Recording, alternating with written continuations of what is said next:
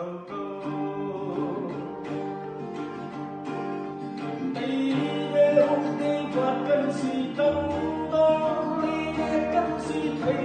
ta đâu đi mà cần không vô chừng nếu alin herkin nếu alin du sao thì in thân chia chạy ngoài cần không vô đây nếu đi qua cần gì tâm